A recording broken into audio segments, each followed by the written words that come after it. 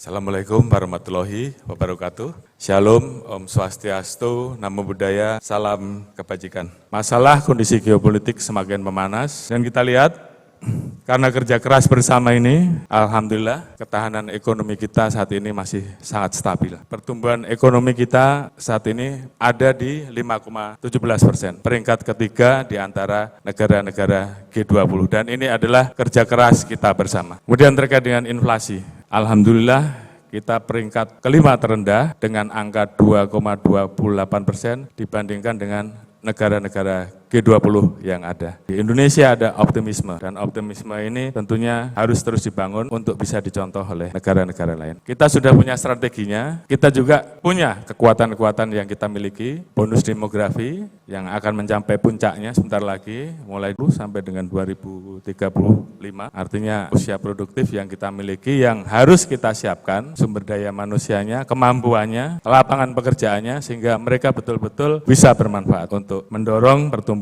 Indonesia. Kita juga punya yang namanya international trust, dan ini dibangun bukan hanya karena retorika, tapi karena kerja keras. Kita mengembangkan sektor ekonomi baru, dan kita masih punya sumber daya alam yang luar biasa, baik yang namanya blue economy, yang namanya green economy, ataupun sumber daya alam yang kita miliki yang saat ini mungkin kita masih belum maksimal di dalam pengelolaannya. Dan ini adalah bekal kita untuk masuk ke Indonesia Emas 2045. Kemudian yang paling utama, kesehatan jasmani juga tentunya harus kita miliki, karena masih banyak masyarakat kita yang mengalami stunting, dan ini harus dilakukan perbaikan terkait dengan gizinya. Dulu kita berpikir bahwa kita menghadapi yang namanya bonus demografi. Bagaimana kemudian kita bisa mengelola bonus demografi tersebut dengan sebaik-baiknya, dan kuncinya adalah bagaimana mewujudkan SDM unggul. Ini adalah kesempatan. Apabila kita berhasil, maka kita akan melakukan lompatan besar. Namun kalau tidak berhasil, maka bonus demografi yang akan menjadi bencana demografi. Kemudian yang lain, kita juga menghadapi tantangan terkait dengan masalah intoleransi, radikalisme, dan terorisme. Saya ingin mengikatkan bahwa dari 163 negara, Indonesia saat ini masih ada di ranking 24, medium, jadi belum bersih.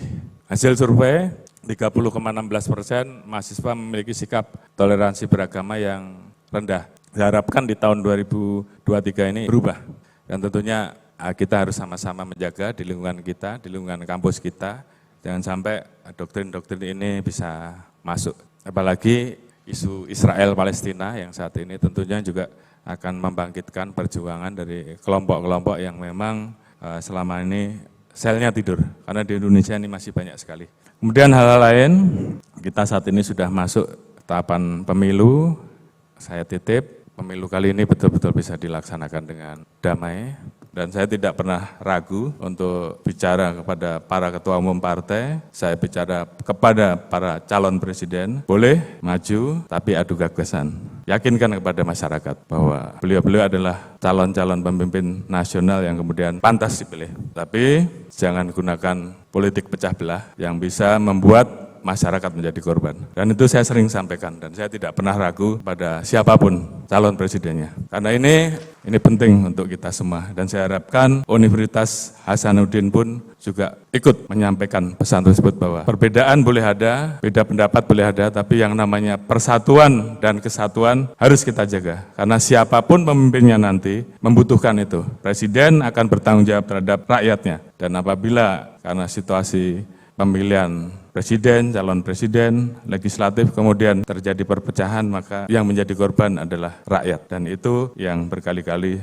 selalu kita sampaikan. Pemilu yang ada tentunya menjadi pertaruhan. Kalau pemilu ini damai, berhasil, maka kita bisa menunjukkan bahwa Indonesia ini menjadi Indonesia yang memiliki demokrasi yang mapan, dan tentunya investasi juga akan kembali masuk ke Indonesia, karena saat ini semuanya ngerem, tidak berani masuk dulu. Dan mungkin saya juga perlu ingatkan lagi bahwa yang namanya pertumbuhan ekonomi itu 15% dari APBN dan 85% itu dari investasi. Jadi kondisinya seperti itu.